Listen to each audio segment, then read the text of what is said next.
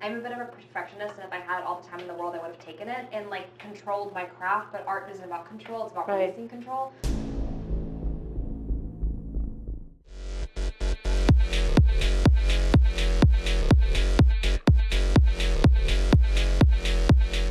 Guys, congratulations and welcome to Miami. The strangers in Miami, I love that. You know that as I was preparing for this interview, I was like, wow, how hard must it been to not only work on the sequel, the continuation of a story that a lot of people are looking forward to seeing, but also make it distinct.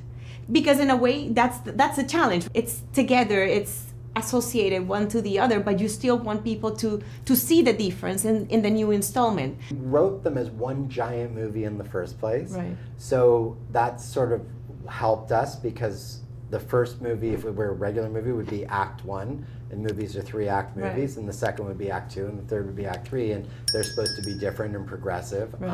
And so, you know, we were able to do that story-wise, and then movie-wise, I think we always looked at them and said, you know, each one is completely fresh and to be completely different from the other. And in your case, Madelaine, the character is so full of everything, because I find her to be such a 360 character.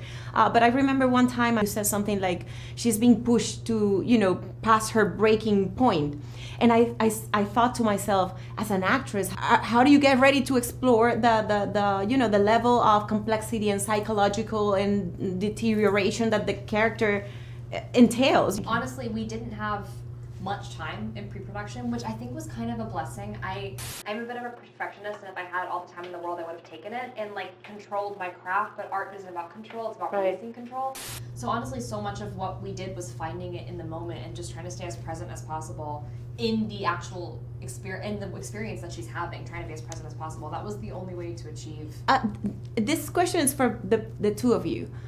Was there a moment of genuine fear? And I know that probably the whole process is filled with that, but like one moment that you say that you recall now that it was like, oh my God, like this was like above and beyond. Yes, there was a moment of fear. We went on the phone until 5 a.m. when our call time was 7 a.m. trying to figure out how to break a scene that we were shooting in 2 hours. That was when I felt fear. We wrapped shooting at like, I want to say midnight.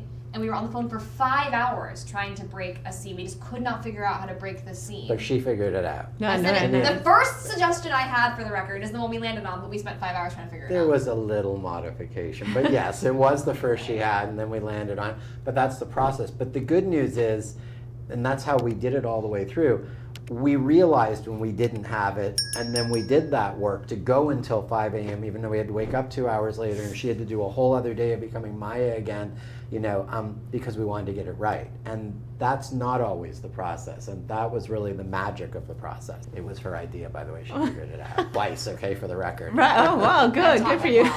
I love this, you know, as I see you guys, you know, recall a moment or talk to each other, it seems like you have a great relationship that goes beyond what you are doing, and that's not always the case, right? This is one of my best friends in the whole world. Even the 9 people that are pinned on my phone, he's one of them. But you know that it's funny because sometimes you don't want to work with people that you really love because you fear that might come to an end, like the good relationship might be, you know, affected somehow. I mean, we still fight Yes. all the time.